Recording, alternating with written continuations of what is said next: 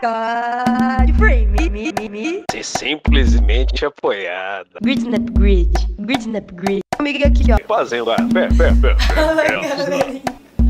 Deixa a Paula. Vai, concentra. Fala, galerinha. Eu sou a Joyce E Bender. eu sou o Eduardo Baraldi. A gente tá aqui pra falar de um tema para os alunos, principalmente de estruturas metálicas, que às vezes não fica muito claro, né? O tema é a análise não linear, uma comparação entre a análise não linear e a análise linear das estruturas. A gente vai aproveitar então esse vídeo para passar um pequeno tutorial assim de como montar uma estrutura na CAD Frame e depois fazer a análise a partir da solicitação que o relatório do programa dá pra gente. O que vale lembrar também é que a gente adotou umas cargas um pouco fictícias, assim, um pouco exageradas, né, Joyce? Para dar mais uma ênfase mesmo no que a gente queria mostrar. Vou mostrar para vocês hoje a análise linear e a análise não linear de uma estrutura metálica submetida a flexo-compressão. E a gente vai usar aqui, para esse caso, um exemplo de um pilar. Para a gente verificar os esforços solicitantes, vamos utilizar aqui o CAD Frame. É um programa que ele é bem simples de ser utilizado. Então, após instalado, quando você abrir um novo arquivo, a primeira coisa importante fazer é ligar o grid, que vai estar logo aqui à esquerda, e colocar o espaçamento desses pontos. No nosso caso, a gente vai usar todas as dimensões em centímetro, né? Então, nossa unidade de comprimento vai ser centímetro. As unidades não são definidas pelo programa, então você pode entrar com a unidade que você preferir, mas eu vou entrar em centímetros para ser melhor depois para converter. E as unidades de força, eu vou usar todas em quilonewton. Então aqui, como eu estou colocando em centímetro, eu vou espaçar meus pontos a cada 50 centímetros. Então eu faço alteração aqui, tanto em X quanto em Y, e eu tenho meus pontos espaçados a cada 50 centímetros. A gente vai utilizar todas essas abas aqui do lado esquerdo. Então vamos fazendo passo a passo para a gente criar a nossa estrutura, cadastrar as características dela e as forças que vão atuar. Então a primeira coisa é desenhar esse pilar. Para desenhar um pilar, eu vou utilizar o comando linha e vou cadastrar as coordenadas a partir do teclado. Poderia desenhar seguindo os pontos, né? Mas para ser mais preciso, eu vou colocar aqui o primeiro nó desse pilar vai ser no ponto 0, 0. E o nó 2, como é um pilar, o nó em X continua sendo 0 e em Y vai ser a altura do pilar. A gente vai adotar aqui a altura do pilar de 15 metros, mas como a gente coloca em centímetros, a gente tem que lançar 1.500 centímetros. E confirma se nosso pilar foi criado. A gente só tem essa linha para desenhar, então a gente já pode ir para o próximo passo, que é a propriedade dos materiais. A gente não tem nada cadastrado aqui, então tem que adotar o material que a gente vai utilizar. Aqui nesse exemplo a gente vai utilizar o aço ASTM A36. Então cadastrei aqui o nome do aço, confirmo, ele foi cadastrado, eu preciso colocar as características dele. O modo de elasticidade, como a gente sabe, ele é de 200.000 MPa, mas eu tenho que converter para quilonewton por centímetro quadrado. Então o meu valor aqui vai ficar 20.000 kilonewtons por centímetro quadrado. O peso específico eu vou desconsiderar agora, porque a gente vai incluir ele sendo uma força pontual. Depois, na hora de cadastrar o carregamento concentrado, vocês vão ver que eu vou cadastrar o peso próprio da estrutura. E vamos desconsiderar também a dilatação térmica. Então, confirmei, foi cadastrado esse material, porém não está aplicado na seção que eu desenhei. Então, eu preciso aplicar, posso aplicar na seleção e selecionar esse pilar ou aplicar para todos. Como só tem essa barra aí, vou aplicar para todos, material STM A36 e confirmo. Para verificar que foi aplicado, é só passar o mouse sobre a barra e dar uma olhadinha ali embaixo. Do lado das coordenadas, onde está o mouse, vai mostrar o material ASTM A36. Então tá ok. O próximo vai ser as propriedades das seções. Também não tenho nada cadastrado, preciso cadastrar uma seção. A seção escolhida para esse exemplo foi a seção perfil W 610 por 217. Vou criar, confirmei e ele pede a área dessa seção. Então, os valores que eu vou incluir aqui, eles são tabelados, né? Então, a área dessa seção é 278,4. Isso já está em centímetros quadrados. O momento de inércia que a gente vai utilizar aqui, 191.395. A altura do perfil é 62,8 centímetros. E a posição do centro de gravidade, como é um perfil I, o centro de gravidade vai estar na metade da altura. Então, 31,4. Confirmo, foi criado esse perfil. Preciso aplicar, então, aplicar para todos. Seleciono o perfil e confirmo. Para verificar se foi aplicado, a mesma coisa. Passo o mouse em cima e dou uma olhada ali embaixo. Do lado de material, eu vou ter a seção. A próxima aba que a gente tem aqui é vinculação, que é para a gente cadastrar os apoios. Eu vou criar, então, o engaste que vai ter na base do pilar. Esse pilar vai ter um engaste e vai ser com a outra extremidade livre. Então, o engaste ele é restrito tanto em X, quanto em Y, quanto em Z. E eu preciso selecionar onde ele vai ser aplicado. Então, apliquei ali o engaste. Já vou para a próxima aba, que é o carregamento concentrado.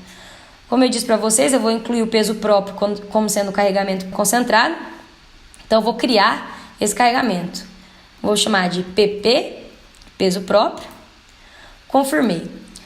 Aqui a gente tem que olhar qual a direção desse carregamento, no sentido das coordenadas do programa. Então, horizontal X, vertical em Y. A gente sabe, então, que o carregamento do peso próprio, ele vai estar atuando nessa direção, de cima para baixo. Então, ele vai estar em Y negativo. Então, aqui eu vou entrar com o valor negativo de menos, e o peso próprio eu vou colocar 15 kN. Então, ele vai ser o carregamento básico 1, né? A primeira força que a gente está cadastrando, e eu posso confirmar.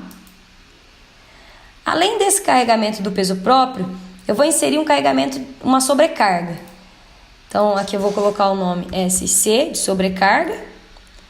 E ela também vai estar no mesmo sentido do peso próprio. Por que eu vou fazer separado? Porque a sobrecarga tem um coeficiente diferente do peso próprio na hora de fazer as combinações. Então, aqui ela também vai ser no eixo Y negativo e a sobrecarga tem um valor de 60 kN. Como ela não é da mesma origem, não tem o mesmo coeficiente do peso próprio, eu vou alterar para o carregamento básico 2. E aí, confirmo. A gente criou essas duas forças, porém elas não estão aplicadas no desenho. Tem que indicar onde ela vai ser aplicada. Então, as duas vão ser aplicadas no nó 2. Eu vou selecionar o nó 2, aplicar na seleção, primeiro peso próprio, confirmo. E aí vocês veem que tem uma representação aqui, mas ela é simplesmente visual. Não quer dizer que tem força na horizontal, vertical e momento. Qualquer força pontual que você incluir, qualquer carregamento pontual, ele vai gerar esse desenho. E aí, assim como para analisar a análise do material e a análise da seção, vocês passam o mouse em cima da força e vai aparecer ali embaixo qual é a força, né? Nesse caso, é o peso próprio que já está ali. A gente vai incluir, além dessa, aplicar na seção a sobrecarga. Confirmo. Para conferir, passamos o mouse ali na força e vai ter ali embaixo PP e SC. Então, ok, os carregamentos concentrados, né, pontuais, são esses. A gente vai para o próximo, que é carregamento distribuído. Vamos considerar aqui que tem um vento agindo nesse pilar, da esquerda para a direita. Por questões didáticas, a gente vai adotar uma carga bem significativa, né? E vamos considerar esse vento de 0,9 kN por centímetro, que é uma carga um pouco grande, mas para a gente conseguir visualizar a diferença bem clara da análise linear para não linear. A gente vai criar então aqui uma carga com o nome de vento. Ela vai ser uma carga uniforme. E aí aqui tem que prestar atenção. O sistema de referência pode ser tanto global quanto local. Como essa barra está na vertical, é fácil para a gente adotar o sistema global que é o eixo que o programa dá pra gente, o eixo de coordenadas x na horizontal e y na vertical. Então, se o vento está agindo da esquerda para a direita, nesse sentido, ele está atuando na direção x positiva. Então, a gente cria e coloca o valor em x positivo. Porém, se essa barra estivesse inclinada, é mais interessante utilizar o sistema de referência local, porque você não precisa decompor essa força e colocar uma força ou nesse sentido ou nesse sentido. O eixo local ele vai sempre considerar a direção da sua barra, a gente pode ver que tem uma flechinha aqui, né? Sendo o eixo x positivo, no sentido da flecha. Então, aqui de baixo para cima é x positivo. E perpendicularmente a ele vai ser o y positivo. Então, se eu quiser adotar o sistema local para colocar esse vento, eu posso. Porém, a hora que eu for colocar essa força, eu tenho que pensar que ela não vai estar agindo no eixo x. O eixo x aqui vai ser a barra. Ela vai estar agindo perpendicularmente a ele e de cima para baixo. Então, ela estaria no eixo y negativo. Mas como esse não é o foco do vídeo, eu vou adotar o sistema global, né? E vamos colocar essa força no eixo x da esquerda para a direita, ou seja, x positivo. Então, aqui eu criei o vento e vou cadastrar o valor dele, que vai ser em x, e o vento vai ser 0,9 positivo. E esse vento ele é o carregamento básico 3, porque ele também tem uma origem diferente do peso próprio e da sobrecarga que a gente adotou antes. Então, confirmado. Criei o vento, eu preciso aplicar ele na minha barra. Então, eu vou selecionar a barra aqui, aplicar na seleção, vento, confirmo. Assim como esse símbolo aqui de cima, essa imagem é simplesmente representativa. Sempre vai aparecer desse jeito para vocês, quer dizer que nessa barra tem um carregamento distribuído. Colocando o mouse ali em cima, a gente pode ver que esse carregamento é o vento. Agora, efeito de temperatura, que seria a próxima aba, a gente vai desconsiderar, e rótula também, porque não tem rótula nessa estrutura. Então, a gente já preparou a estrutura para poder analisar a solicitação que vai atuar nela. Para isso, a gente precisa primeiro cadastrar aqui o que a gente colocou de carregamento básico, né? Então, a gente colocou o carregamento básico 1 sendo o peso próprio, carregamento básico 2 sendo a sobrecarga e o carregamento básico 3, um vento. Confirmar para ficar registradas as cargas que a gente vai considerar cada uma com seu respectivo coeficiente. Em seguida, a gente vai montar essas combinações. No nosso caso, não tem nenhuma força que está contra a outra, favorecendo a estrutura. Então, a gente vai fazer apenas uma combinação onde todas essas cargas vão atuar. O peso próprio a gente não colocou, né? A gente considerou 0 porque a gente cadastrou ele como carregamento básico 1. Então, aqui a gente vai colocar o coeficiente para peso próprio de estruturas metálicas, que é 1,25. Em seguida, o carregamento básico 2, que foi da sobrecarga, coeficiente 1,5. E o último, o vento, coeficiente 1,4. Aí a gente pode confirmar. Assim, estando tudo cadastrado, a gente vai rodar o programa, né? Nessa flechinha aqui, processar. E ele vai dar a opção de fazer uma análise linear geométrica e não linear geométrica. Então, o intuito do vídeo hoje é analisar essas duas formas de análise. Então, vamos começar aqui pela linear geométrica. O programa vai processar a combinação que a gente criou e aí ele vai dar os diagramas. Então, aqui do ladinho a gente tem uma escala, né, de cores, mas a gente vai se atentar mais ao relatório que ele gera, né? Se vocês quiserem olhar visualmente o resultado, a gente pode mudar aqui, por exemplo, para força normal, o diagrama da força normal, o diagrama de cortante, esses dois aqui são deslocamentos, e o diagrama de momento. E aqui a gente consegue mudar a escala também. Então, a gente só tem uma combinação, que vai ser analisada a combinação 1, e aqui esse botão gera o relatório para a gente. Então, aqui a gente tem um relatório. Ele tem várias informações importantes, mas para o exemplo de hoje a gente vai analisar aqui no final o resultado para as combinações. Então, a gente só tem uma combinação. Aqui ele deu a solicitação de esforços normais, cortante, e aqui momento. Então, esses valores são muito importantes para a gente comparar com os esforços resistentes dessa estrutura. Então, isso aqui é o que essa barra está solicitando com as cargas que a gente aplicou. A gente vai depois calcular os esforços resistentes e ver se passa. Então, isso aqui eu vou deixar salvo e a gente vai fazer a próxima análise. Aqui eu volto para editar e vou colocar agora uma análise não linear geométrica.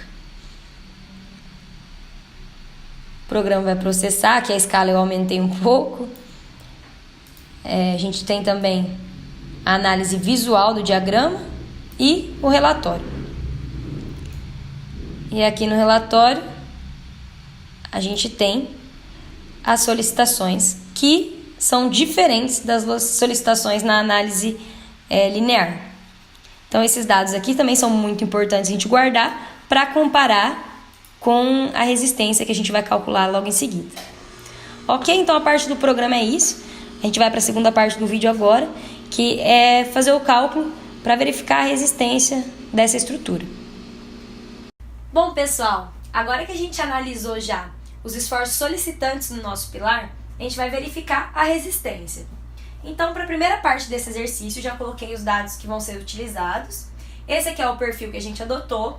E para esse perfil, a mesa tem um comprimento de 328 milímetros, o TF é a espessura da mesa, D' vai ser a altura da alma, TW a espessura da alma, o E é o módulo de elasticidade em kN por centímetro quadrado e a tensão de escoamento de 25 kN por centímetro quadrado. Para dar início, a gente vai verificar a mesa. Então, para essa análise, é bom a gente saber como a gente tem um perfil I, a mesa ela vai ser analisada como um perfil que é apoiado em uma extremidade e livre na outra extremidade. Então, a gente está analisando esse elemento aqui. Portanto, a fórmula para calcular esse lambda, que vai ser esbeltez, vai ser esse comprimento que é metade do comprimento dado, metade de BF, então 328 vai ser sobre 2, e ainda dividido pela espessura da mesa, que é o TF, 27,7. Isso vai nos dar um valor de 5,92. E a gente tem que comparar esse valor com o valor de lambda limite. Para definir a fórmula que a gente vai utilizar para o cálculo do lambda limite, a gente precisa saber que esse elemento, a mesa, é apoiada e livre, então é um elemento AL. E se a gente olhar na tabelinha, a gente vai saber que esse elemento AL está no grupo 4. Então, a mesa, nesse caso, pertence ao grupo 4. E a partir de então, a gente tem a fórmula que vai ser utilizada. A gente tem o módulo de elasticidade, tem o FY e a gente vai chegar num valor de 15,84. Então, esse lambda limite vai ser 15,84. Com esses dois valores, a gente vai definir o Q, nosso coeficiente de flambagem local. Então, como o nosso lambda foi menor do que o lambda limite, a gente tem que o nosso QS é igual a 1. E a gente vai fazer a mesma análise, então, para a alma. Então, o lambda para a alma, primeiramente, vai ser a altura da alma, 541, dividido pela espessura da alma, TW, 16,5. Esse lambda vai resultar no valor de 32,76. E qual é o grupo, né? Qual é o tipo de elemento? A alma ela vai ser apoiada nas duas extremidades, então é um elemento AA e pertence ao grupo 2, também olhando na tabela. E aí a gente calcula a partir disso o lambda limite. Então, o lambda limite vai ser 1,49, que multiplica a raiz de E dividido por Fy. A gente vai obter um valor de lambda limite sendo 42,14. E aí é hora de comparar o lambda limite com o lambda que a gente tem. Então a gente nesse caso também tem um lambda menor do que o lambda limite. E aqui a gente obtém o QA, que vai ser igual a 1. A gente sabe que o Q é o QS vezes o QA. Então, a gente já tem um outro dado que vai ser utilizado para os próximos cálculos, que é o nosso Q igual a 1. Bom, agora a gente vai para a segunda parte do exercício. A gente já tem o coeficiente de flambagem local, o Q, que ficou igual a 1. Então, aqui eu coloquei os dados para essa segunda parte do exercício, que é o módulo de elasticidade, né? A inércia em torno do eixo X e em torno do eixo Y, o raio de giração em torno do eixo X e Y, o G, CW, J e a área. Aqui estão as formas que a gente vai utilizar tanto para análise linear quanto para análise não linear. Então, a gente vai calcular o NX, NEY. Para obter o NEZ, a gente precisa do R0 e depois a gente vai calcular o lambda zero. A diferença da análise linear para análise não linear é o coeficiente K que a gente vai usar, que é o coeficiente efetivo, é o coeficiente que torna o comprimento efetivo de flambagem. Então, para análise não linear, a gente vai usar esse coeficiente sendo 1, e para análise linear, a gente vai usar esse coeficiente Kx, Ky e Kz sendo 2,1, de acordo com o tipo de estrutura que a gente está analisando, que é um pilar engastado na base e livre no topo. Bom, através das fórmulas, então, a gente conseguiu fazer a análise linear e não linear, utilizando os diferentes coeficientes, e obter valores diferentes para NEX, NEY e NEZ. O NE que a gente tem que usar para a fórmula do lambda zero, ele é definido como o menor desses três valores. Então, tanto no primeiro caso quanto no segundo caso, o NE é igual ao NEY. Então, aqui 324,58 e 1431,4. Com esse valor de NE, a gente obteve o lambda zero, também diferente para os dois casos. E é a partir desse lambda zero que a gente vai calcular o coeficiente Ki. O coeficiente Ki, que é o coeficiente de flambagem global. Para calcular esse coeficiente, a gente tem duas fórmulas. Uma fórmula que serve para quando o lambda for menor que 1,5 e a outra que serve para quando o lambda for maior que 1,5. Nesse caso, a gente vai utilizar a mesma fórmula para os dois, porque os dois lambdas deram maior do que 1,5. Bom, com o valor de lambda zero, então, a gente obteve o coeficiente Ki para análise linear e não linear, e a partir do coeficiente Ki, utilizando o Q, que a gente já havia calculado, igual a 1, a área, o Fy de 25 e o gama A1, que é 1,1, a gente obteve a força resistente à compressão para os dois casos. Então, no primeiro caso, 259,42 e para análise não linear, 1141,2. A partir desses dois valores é que a gente vai fazer a comparação com os valores obtidos no ACAD Frame, com os valores solicitantes. Então, essas daqui são as resistências e a gente vai verificar se a resistência é maior que a solicitação. Então, vamos aos resultados. Aqui nos dois casos, a gente tem o solicitante calculado pelo programa e o resistente calculado pela Joyce. A gente pode perceber que na análise linear, o solicitante pelo resistente dá aproximadamente 42%. Já no caso da análise não linear, o solicitante pelo resistente dá 105%. O que faz a gente concluir que no caso da análise linear, o resistente calculado passaria com folga. Já no caso da análise não linear, que é mais precisa, ele não passaria por 5%. Mas esse é um caso específico onde a gente fez para que isso acontecesse, para que no caso da análise linear ele passasse, no caso da análise não linear ele passasse. São cargas fictícias que elas não se aproximam ao real. Bom, pessoal, é isso aí. Só para constar, a norma que a gente utilizou para o desenvolvimento dessa análise foi a norma 8.800 de 2008. E espero que vocês tenham gostado muito do vídeo e a gente gostaria de agradecer ao professor Enio pelo incentivo. A gente vai deixar agora um funk para vocês que a gente fez em homenagem ao nosso professor. E é isso aí. E é isso aí. Tá valendo, DJ Nino? É o DJ Nino Neguinho. Peraí, deixa eu completar o remix. União da massa. Força nacional. Global ou local?